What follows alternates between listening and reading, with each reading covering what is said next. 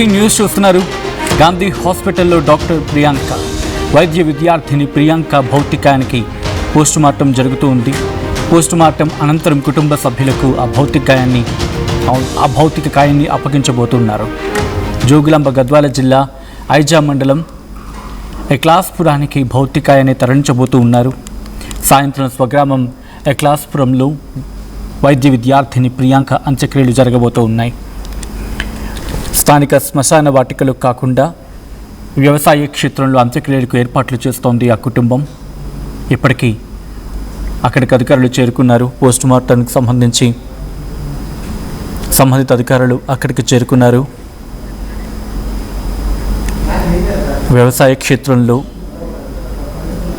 అంత్యక్రియలు జరిపేందుకు కుటుంబం ఏర్పాట్లు చేస్తుంది. వాళ్ళ ఇంటి దగ్గర ఏర్పాట్లు ఇప్పటికీ ప్రారంభమయ్యాయి. ఆ కుటుంబం శోకసంద్రంలో మునిగిపోయింది. వంశపారంపర్యంగా పంట పొలాల్లోనే అంత్యక్రియలు జరుపుతోంది ఆ కుటుంబం. ప్రియాంక మృతితో స్వగ్రామం ఎక్లాస్పురంలో విషాద ఛాయలు అలుముకున్నాయి.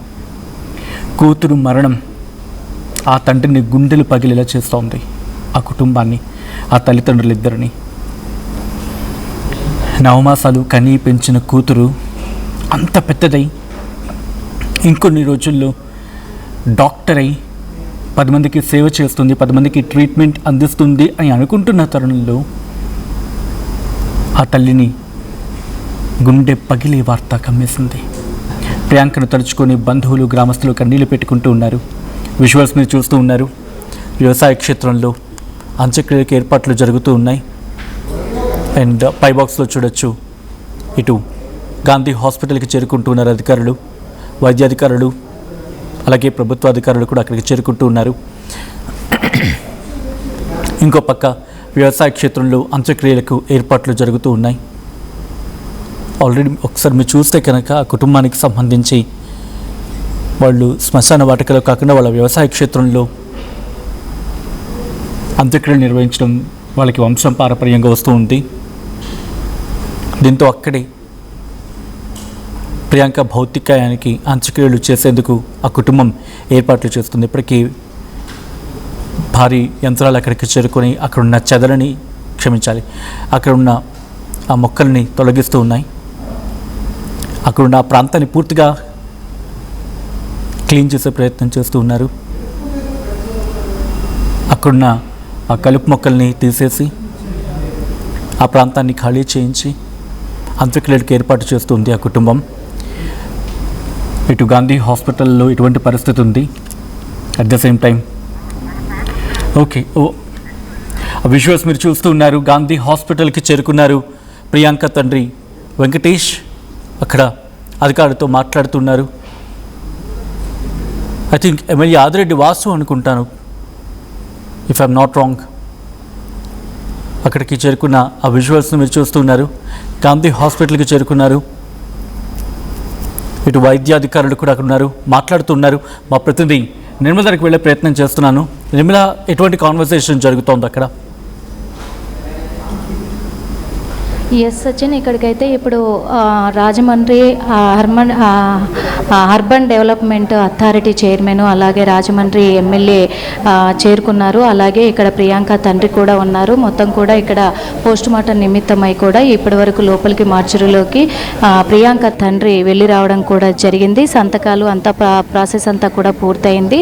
ఇప్పుడు ప్రస్తుతము మాట్లాడడానికి సిద్ధంగా ఉన్నారు. మీడియాతో మరి మాట్లాడించే ప్రయత్నం అయితే చేద్దాము.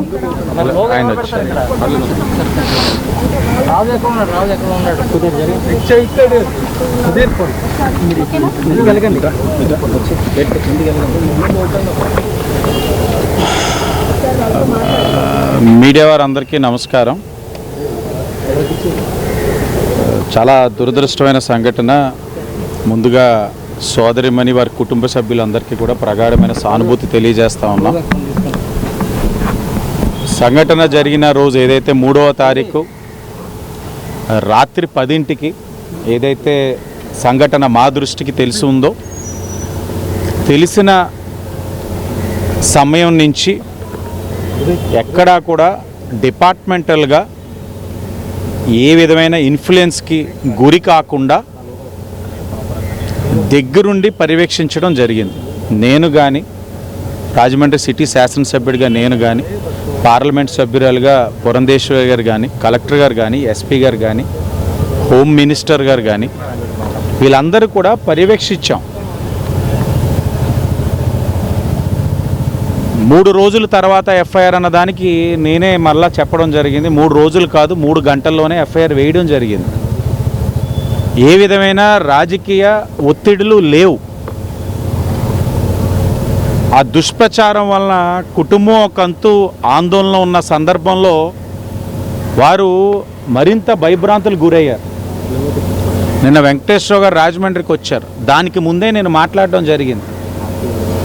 వచ్చిన తర్వాత ఆయన దగ్గరుండి డిపార్ట్మెంట్ వాళ్ళు ఏ విధంగా ఇన్వెస్టిగేట్ చేశారు అన్నది ఆయన కళ్ళతోటి ఆయనే చూసుకొని, ఆయన చెవులతోటి ఆయనే విన్న తర్వాత ఈ ప్రభుత్వం ఎంత పారదర్శకంగా ఈ యొక్క సోదరిమణి యొక్క వ్యవహారంలో వ్యవహరించిందన్నది చాలా స్పష్టంగా కనబడతా ఉంది.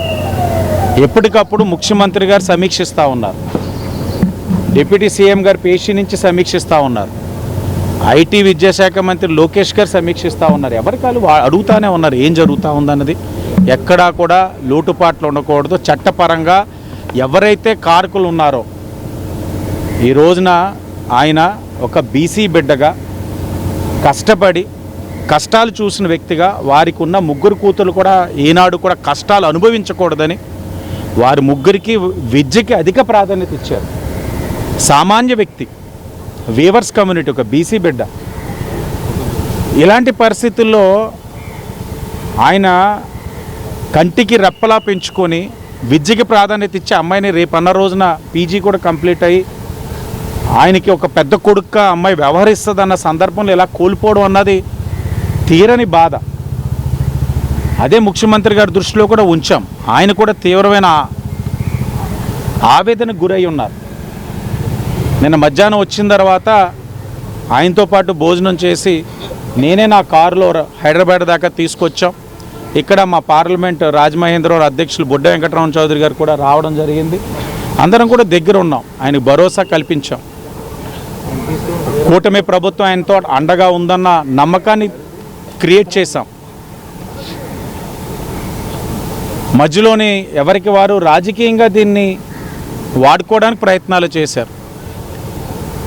నిన్న మేము కారులో వస్తుండగా 3:22 మధ్యాహ్నం మరణించినట్లు తెలుస్తున్న సందర్భాన్ని మీకు గుర్తు చేస్తూ దానికి ముందే మరణించినట్లు కొంతమంది దాన్ని ప్రచారం కూడా చేసుకున్నారు. ఒకటి కాదు, ఆ కుటుంబానికి కలిగిన బాధల్లో అనేకమైన ఇబ్బందులు ఎదుర్కొనే విధంగా జరిగిపోయిన సంఘటనలు.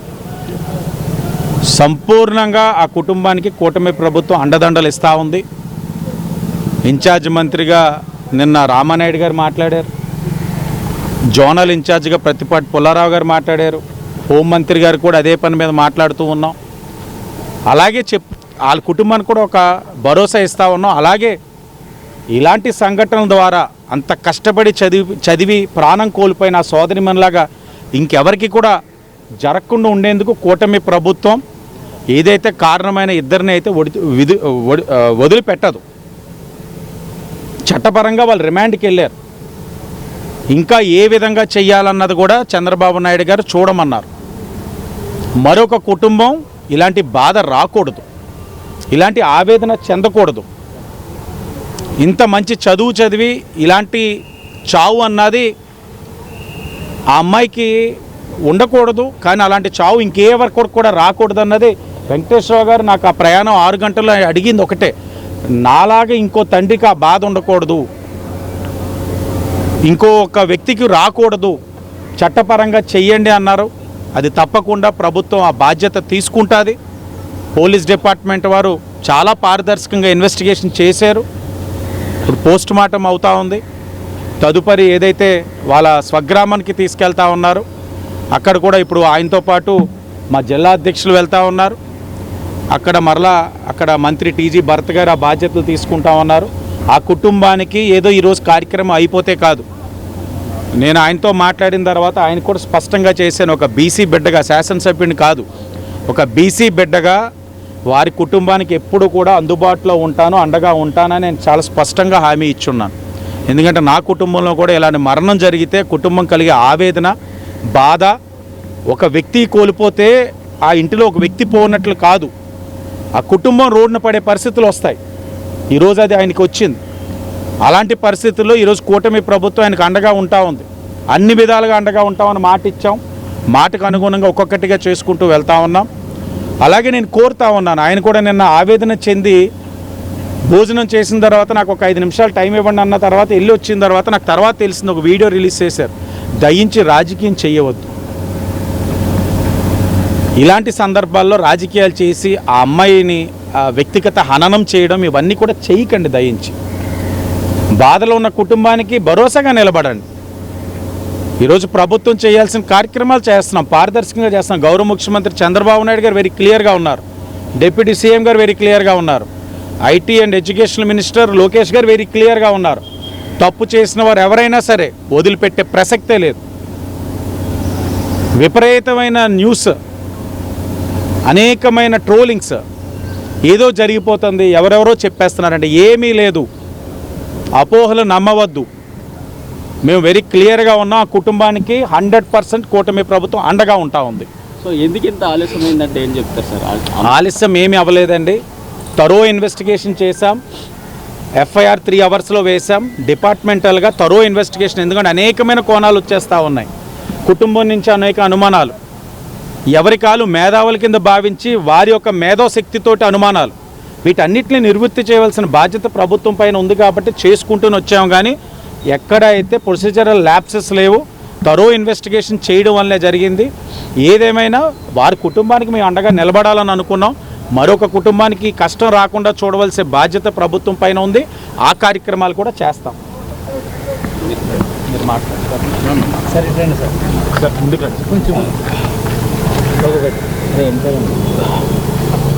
ముందుగా నా కూతురు డాక్టర్ ప్రియాంక కొరకు న్యాయం జరగాలని మీడియా మిత్రులు, మిగతా వాళ్ళు, స్నేహితులు అందరూ కృషి చేసిన వాళ్ళందరికీ పేరు పేరున ధన్యవాదాలు తెలుపుకుంటున్నాను. అయితే మాకు మొన్న మీ అమ్మాయి చివరి దశలో ఉంది, ఆరోగ్యం ఏం బాగాలేదు, మిగిలే ప్రసక్తి లేదని డాక్టర్లు చెప్పారు కిమ్స్లో. అయితే అమ్మాయి ప్రాణాలతో మిగిలిదని మాకు తెలిసింది.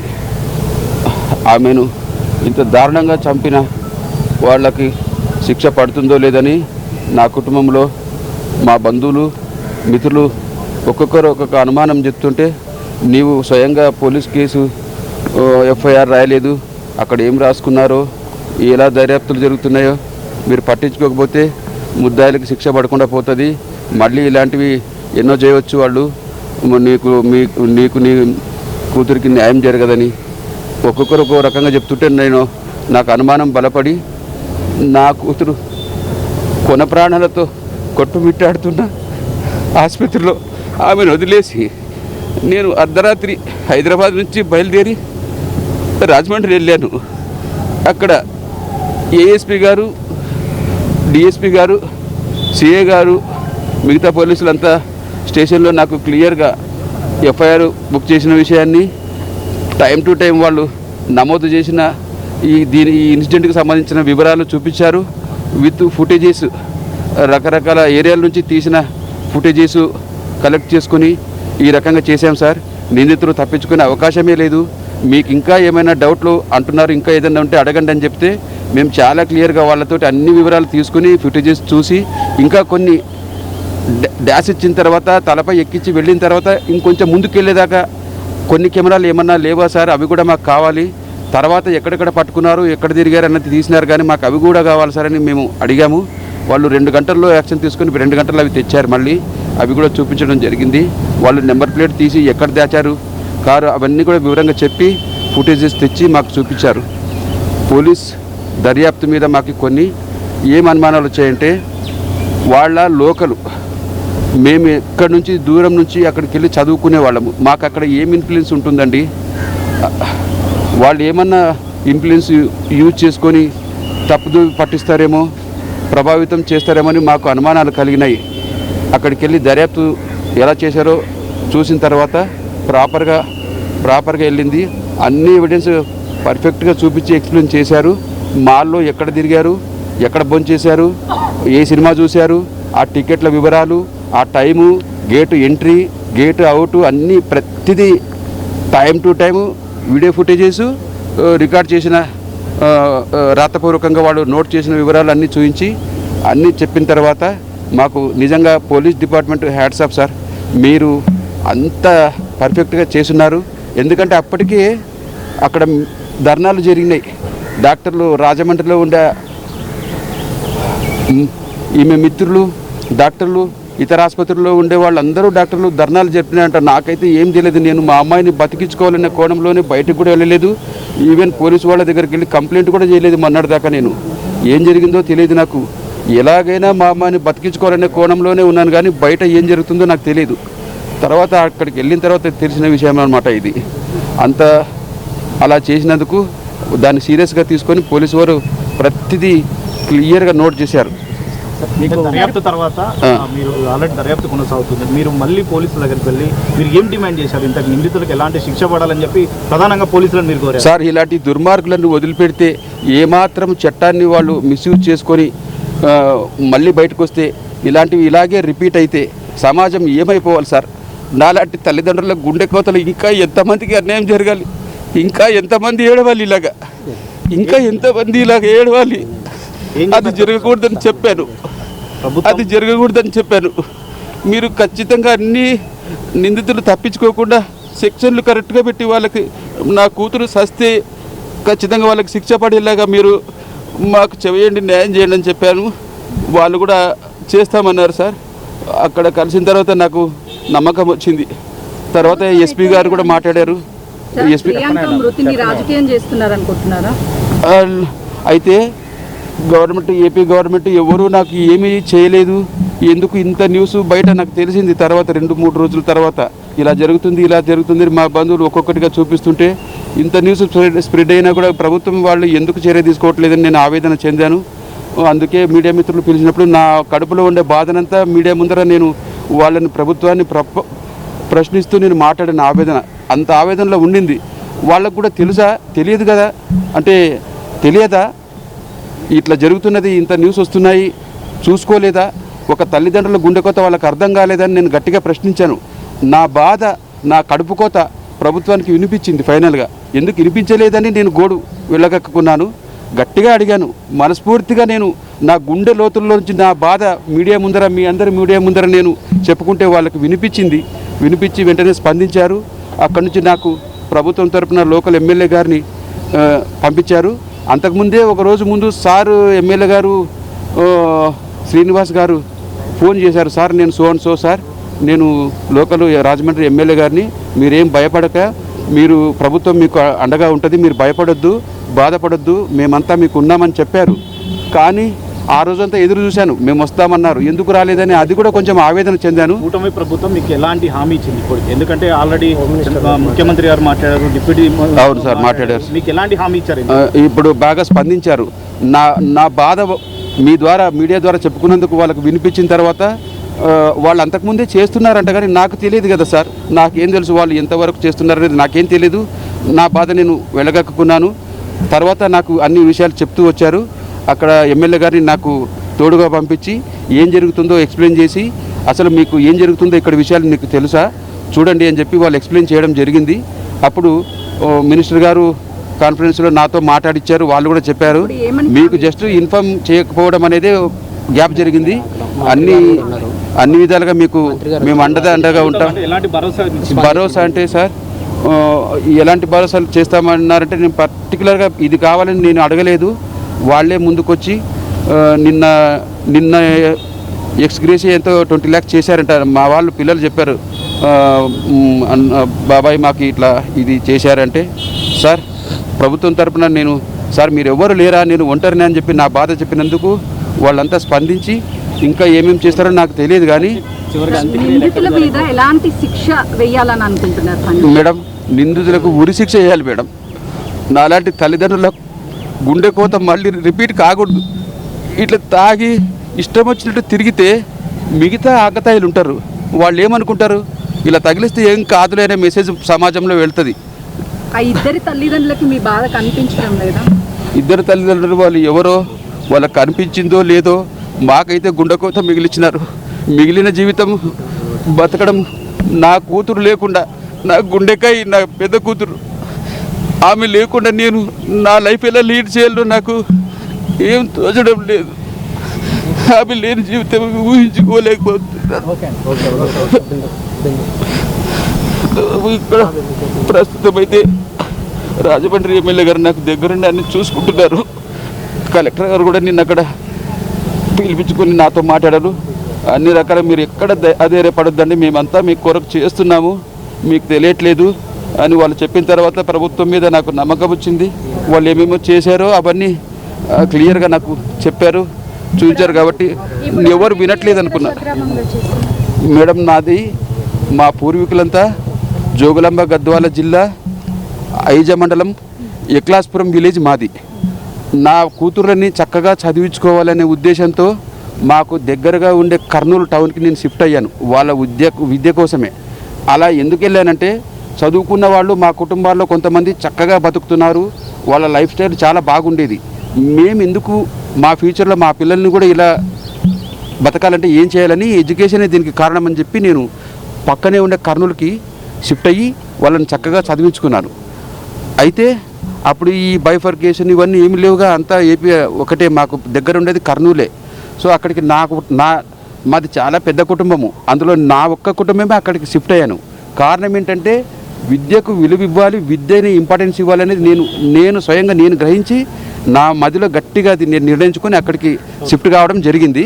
మిగతా మా అన్నదమ్ములు, మా చిన్నాయన పెద్దనాయన అందరూ ఎక్లాస్పురంలోనే ఉంటారు. కాబట్టి ఇప్పుడు వాళ్ళు ఏమంటున్నారంటే, ఇక్కడ అంతా కుటుంబం మన పూర్వం అంతా ఇక్కడే ఉన్నారు, ఇక్కడే మనము మిగతా కార్యక్రమాలు చేసుకుందాము.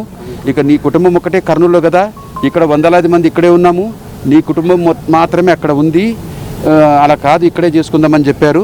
మేము ప్రస్తుతం ఎక్లాస్పురం విలేజే డిసైడ్ చేసినారు మా కుటుంబ పెద్దలు.